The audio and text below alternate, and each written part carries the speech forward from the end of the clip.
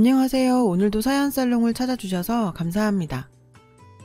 결혼식을 3주 앞두고 남자친구와 예비시댁의 악랄한 실체를 알게 된 20대 후반 여자입니다. 제가 초등학교 5학년 때였던가요?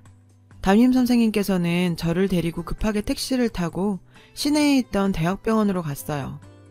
그곳에는 싸늘하게 식어있는 부모님이 계셨습니다. 작은 의류사업을 하시던 부모님은 물류창고에 다녀오시던 길에 신호를 위반한 트럭과 부딪히셨고 그렇게 허망하게 세상을 떠나버리셨어요. 며칠 동안 어떻게 시간이 흘렀는지도 모를 정도로 시간은 흘러갔고 장례식이 끝나던 날 큰아버지께서는 저희 남매를 책임지겠다고 말씀하셨어요. 그래서 큰 집으로 들어가게 되었습니다. 평소 몇 번 보지도 못한 큰아버지 댁에 들어가서 산다는 게 불편하긴 했지만 선뜻 저희를 거두어 주신다는 큰아버지께 감사했어요. 편하게 지내라는 큰아버지와는 달리 큰어머니는 저희와 함께 사는 걸 탐탁치 않게 생각했어요. 어찌 보면 당연한 일이죠. 저희의 존재가 뭐가 그렇게 반가웠겠어요. 특히 사촌 언니는 어쩌면 사람이 저렇게 못돼 먹을 수 있는지 궁금할 정도였어요. 늘 저를 자기 집에 얹혀 사는 거지라고 부르면서 자기가 해야 할 일을 저에게 미루고 괴롭히기 일쑤였어요. 어렸던 저는 그저 따를 수밖에 없었는데요. 야, 박현지, 내가 방 치워 놓으라고 했어 안 했어? 너 미쳤어? 집에 빌부터 살면 그 정도는 해야지. 나도 방금 들어와서 미안, 금방 할게. 그럴 때마다 오빠는 저를 보호하기 위해 사촌 언니와 싸웠고 그 때문에 늘 큰어머니에게 혼나곤 했습니다. 그 때문인지 큰아버지 식구들과 오빠는 항상 갈등이 있었고 결국 오빠가 20살 되던 해에 문제가 터지게 되었어요. 학교를 마치고 집에 들어간 저는 저희 오빠의 뺨을 때리는 큰아버지의 모습을 보게 되었는데요. 너희 같은 애들을 애초에 거두는 게 아니었어. 어휴, 다 키워놨더니 보따리 내놓으라네. 저희가 아직 애로 보이세요? 저희 데려다 키우는 대신 저희 부모님 사고보상금 다 수령하셨잖아요. 모르고 있는 줄 알았어요? 약간은 당황하신 듯한 큰어머니께서는 오히려 역정을 내셨죠. 얘, 뭐라는 거야? 무슨 보상금? 애가 야가가지고 벌써부터 돈. 역시 검은머리 짐승은 거두는 게 아니랬어. 여보, 내가 뭐랬어요? 그때 데리고 오지 말았어야 했다고 했잖아요. 그 후 저희 남매는 그 집에서 빈손으로 내쫓기다시피 나왔어요. 다행히 어린 시절 부모님과 함께 살던 작은 주택은 성인이 된 오빠의 명의가 되었고 저희는 그곳으로 들어가게 되었습니다. 으리으리하던 큰아버지 댁과 달리 허름한 작은 주택이었지만 늘 구박받으며 살던 큰댁 생활과는 비교할 수도 없게 행복한 시간이었죠. 하지만 12살, 20살짜리에게 세상은 호락호락하지 않았어요. 학교에서 늘 1등만 하던 오빠는 저를 위해 대학도 가지 않고 바로 생업전선에 뛰어들었습니다. 하루에 투잡, 쓰리잡 하면서 온종일 일했고 그 덕에 저는 무사히 대학까지 나올 수 있었어요. 그런 오빠의 마음이 고맙기도 했지만 한편으로는 저에게는 너무 큰 빚으로 자리 잡았죠. 저 뒷바라지하느라 결혼도 하지 않고 있던 오빠를 위해 저라는 짐을 덜어주는 게 최선이라고 생각했고 빨리 결혼해야겠다는 생각을 했어요. 그때는 그게 오빠를 더 힘들게 할 거라는 생각은 하지 못했어요. 27살이 된 저는 자원봉사단체에서 만난 동갑내기 남자친구와 결혼 약속을 하게 되었어요. 남을 돕는 삶이 자신의 길이라 여기던 그는 부모가 없는 저를 아무 편견 없이 바라봐줬고 그와 함께라면 오빠의 무거운 어깨를 덜어줄 수 있을 거라 생각했었죠. 자원봉사단체장을 맡고 계시던 예비 시부모님은 누구에게나 친절하고 따뜻했습니다. 많은 사람들의 칭찬을 받던 분들이었고 부모가 없는 저에게 늘 부모처럼 생각하라며 따뜻하게 챙겨주셨어요. 하지만 그들의 아들이 저랑 사귀고 결혼 약속까지 했다는 사실에 태도가 180도 변해버렸습니다. 현지 너 설마 우리 상우랑 결혼까지 할 건 아니지? 내가 딱 깨놓고 말할게. 내가 우리 상우한테 욕심이 좀 많다. 그래서 유학도 보낸 거고. 그런데 부모도 없는 너랑 결혼한다고 하면 내 마음이 어떻겠니?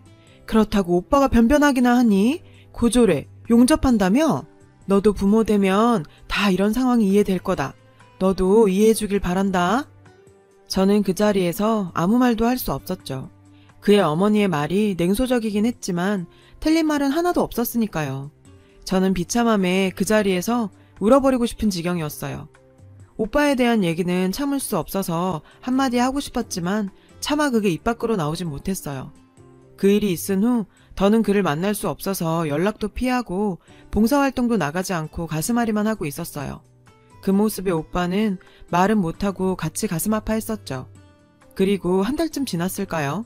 어느 날 그의 어머니께 연락이 왔어요. 현지야, 오랜만이다.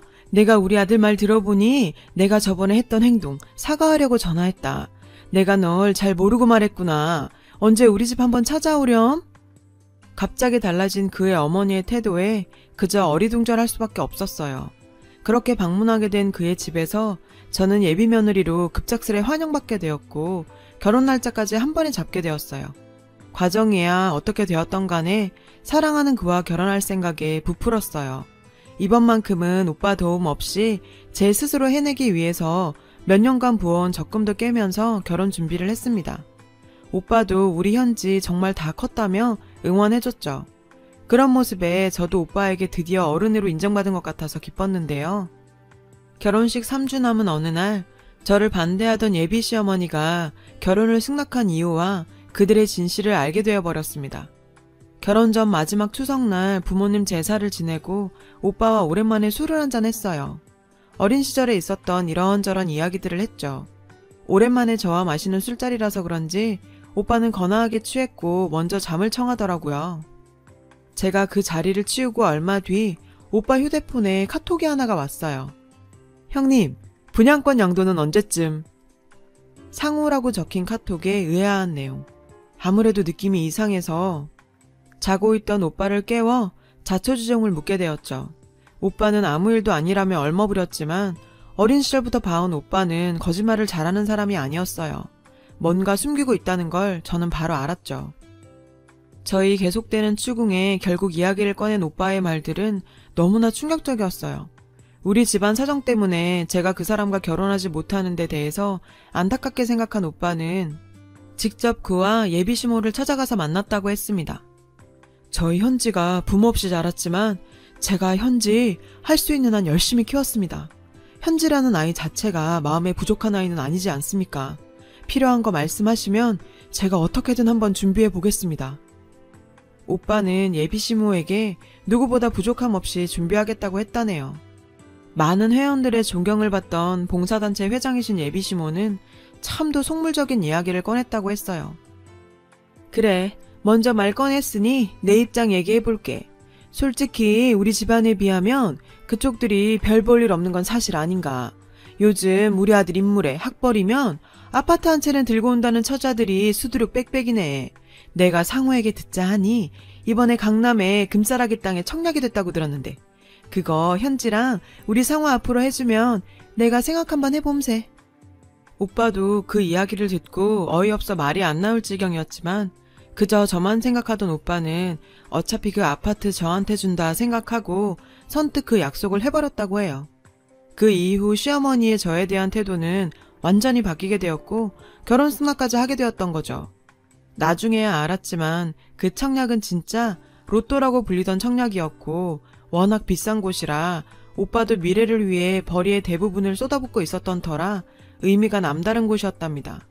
그걸 선뜻 제 결혼을 위해 내놓는다니 저는 도저히 받아들일 수가 없었어요. 그 길로 저는 그의 집으로 찾아갔어요. 어머님, 이게 무슨 말이죠? 오빠 청약을 저와 상우씨 앞으로 해달라니요. 그게 결혼시키는 조건이었어요? 그런 게 어딨어요. 왜 저를 끝까지 오빠 피 빨아먹는 거머리 동생으로 만드세요. 상우씨도 입 있으면 말해봐. 그 아파트 아니었음 나랑 결혼 안 하는 거야? 갑작스러운 제 등장에 당황하다는 듯이 말하는 그였죠. 뭐야 갑자기 와서. 형님께서 주신다고 하는데 안 받아? 그 금싸라기 아파트를? 너도 좋잖아. 언제 우리가 강남 아파트에 살아보겠어? 그는 너무도 뻔뻔하게 우리 오빠의 전 재산이나 다름없는 것을 받는 일에 김칫국 마시며 들떠 있었어요. 옆에 있던 예비 시모는 한마디 거들더라고요. 현지, 너 뭐하는 버릇이니? 시부모 될 사람한테 이렇게 무작정 찾아와서 어디서 소리를 질러 소리를 교양 없이. 부모 없는 애들은 이런 데서 티가 난다니까. 집안 조건에 비하면 그 아파트는 푼돈이지 푼돈. 정말 또 부모 없는. 내가 부모가 없는데 자기들에게 무슨 큰 피해를 입혔는지 허구한 날 그 소리. 저도 정말 참을 수가 없었어요. 교양요? 결혼 조건으로 아파트 요구하는 게 그놈의 교양이에요? 네, 참 교양이 넘치시네요. 그리고 푼돈이요? 그 아파트 분양권만 15억이에요. 실제 가격은 얼마나 뛸지도 모르는 곳이고요. 그 푼돈으로 당신의 사는 아파트 3채는 사겠네요. 예비시모와 그는 처음 보는 제 모습과 팩트 폭격에 입만 딱 벌리고 꿀먹은 벙어리가 되더라고요. 그런 그들이 저에게 할 수 있는 건 그저 패악질 뿐이었죠. 저는 흥분해서 쌍소리를 하는 그들을 뒤로 한 채 돌아왔어요. 결혼식에 초대했던 분들에게 사과하며 제 파혼 소식을 알렸습니다. 그 후 저는 똥이 더러워서 피한다는 심정으로 자원봉사단체도 그만두게 되었어요. 그들과 점점 멀어져 갔는데 그 단체에서 만나서 친하게 지내던 친구한테 이상한 얘기를 듣게 되었어요. 야, 권 대표 그 인간 네가 바람펴서 파혼한 거라고 소문내고 다니는데 우리 단체에서는 다들 그렇게 알고 있어. 너 그거 아니잖아. 어쩐지 파혼 이후 같이 단체 톡하던 사람들이 저를 피하는 것 같았는데 그게 단지 느낌만이 아니었다는 걸 알게 되었죠. 참 어떻게 저런 인간이 남을 돕는 봉사단체 회장이라니. 자기 행동 변호를 위해 오히려 저를 팔아버리는 행동을 보니 역겨울 지경이었고 가만히 있는 저를 계속 건드리는 그들을 용서할 수가 없었어요. 바라는 게 없으니 두려울 것도 없었죠. 제가 정기적으로 가던 보육원에 그들이 온다는 소식을 듣고 일부러 찾아갔습니다. 제 등장과 함께 봉사단체의 회원들은 웅성대기 시작했어요. 몇몇은 정말 소리가 들릴 정도로 더러운 년이라고 하는 사람들까지 있더라고요. 네가 여기가 어디라고 오니? 넌 양심도 없니? 참 뻔뻔하신 그분. 오히려 저보다 선수를 쳐버리더라고요. 제가 못 올 때를 왔나요? 당신이 내가 바람피다 걸려서 파혼했다고 소설 써두셨죠? 제가 이번에도 아무 말 못하고 바보처럼 당하고 있을 거라고 생각했는지 제 발언에 적잖게 당황하더라고요. 제가 진짜 이야기를 한번 들려드릴까요? 여기 계신 권 회장님이 어떤 사람인지? 그제서야 제 입을 틀어막으려 달려드셨는데 환갑 다 되신 분이 저를 무슨 수로 맞겠어요. 봉사한다면서 그렇게 예의 있고 고상하게 구시던 분이 제가 부모 없이 자랐다며 결혼 반대하시더니 저희 오빠한테 강남의 땡땡 아파트 청약권 지 아들 명의로 해주면 결혼시켜준다고 거래를 하고 앉아있네요. 참 고상하죠? 당황했는지 벌벌 떨리는 손으로 손살에 치며 아니라고 잡아떼고 계셨는데요. 그것뿐이에요. 자기 집안에 자기 아들 조건이면 아파트 가지고 줄 서는 사람 천찌라네요. 주제 파악도 정말 못하셔. 제 말을 들은 회원들은 술렁술렁 대기 시작했는데 구석에 있던 그놈은 쪽팔렸는지 지 엄마 버리고 쏙 숨어버리더라고요. 제가 바람을 펴서 파혼을 해요? 당신이 그런 소리 하는 거 들은 사람 천지고 증인 서줄 사람도 있어요. 곧 명예훼손으로 연락갈 거니 법정 출두할 준비나 하세요. 열심히 아니라며 잡아떼던 그분은 갑자기 픽 웃으면서 명예훼손? 그게 무슨 명예훼손이니? 명예가 있어야 명예훼손이지. 진짜 명예훼손은 네가 지금 나한테 하는 짓이야. 내가 오히려 고소해버릴 거니까 각오해. 우리 회원들 중에 능력 있는 변호사들 천지야. 너 같은 거 하나 박살내는 건 일도 아니야. 이제 협박까지. 정말 뭐 저런 못돼 먹은 인간이 봉사계의 데모로 많은 자원봉사자들의 존경을 받아왔는지 의심이 들 정도였어요. 그리고 얼마 후 그분에게 전화가 왔어요. 그때 태도와는 완전 다른 모습의 사람이 되어 있더라고요. 현지야, 그 고소 취하해주면 안 되겠니? 내가 사과하마. 내가 그래도 봉사단체 회장인데 그렇게 파혼했다고 하면 뒷말로 할까봐 그랬다. 내가 미안하다. 주변에 있는 변호사를 통해서 이건 100% 명예훼손이라는 이야기를 들은 뒤에 급하게 저에게 사과를 구한 거였어요. 이미 그분의 다른 가면을 본 저는 그 사과 역시 진심 없는 거라는 걸 알기에 소송은 그대로 진행하게 되었습니다. 그 아줌마는 벌금형을 받게 되었어요. 마음 같아선 콩밥이라도 먹이고 싶었지만 그러지 못해 아쉬울 뿐이었죠. 하지만 법적인 문제보다 더 통쾌했던 건 자원봉사자들 사이에서 진실이 밝혀지면서 봉사계의 데모로 존경받던 권 회장이 그런 인간이었다는 게 만천하에 드러나게 된 거였죠. 그러면서 비난의 대상이 되었고 그 때문에 단체의 회장직에서도 물러나게 되었는데요. 본인이 봉사단체 회장이란 걸 자기 최고의 명예로 여기던 그들에게는 어쩌면 가장 큰 형벌이 아니었을까 생각하니 그나마 속이 좀 후련해진 것 같았어요. 그 인간들에게 고졸이라고 무시당하던 오빠는 최고의 신부감이라는 초등학교 교사와 결혼해서 애까지 낳고 잘 살고 있습니다. 지금 와서 생각해보니 누가 누굴 보고 집안 타령을 했는지 웃음이 나올 뿐이에요. 저를 위해 평생 희생하며 살아온 오빠가 덕을 많이 쌓은 건지 집안 직업은 물론 인성까지도 좋은 새언니를 만나 결혼한 게 결코 우연이 아니라는 생각이 듭니다. 가식으로 쌓아 올린 그런 허물들은 그저 모래성에 불과한 것 같아요. 저희 오빠처럼 진짜 덕을 쌓아야 복도 오는 거겠죠. 오빠에게 늘 고맙고 감사한 마음이에요. 오빠가 정말 행복했으면 좋겠어. 우리 남매 더 잘 살아보자. 긴 글 읽어주셔서 감사해요. 여러분, 사연 댓글에 응원과 현명한 조언 부탁드려요. 좋아요와 구독은 저에게 큰 힘이 됩니다. 오늘도 좋은 일 가득하세요.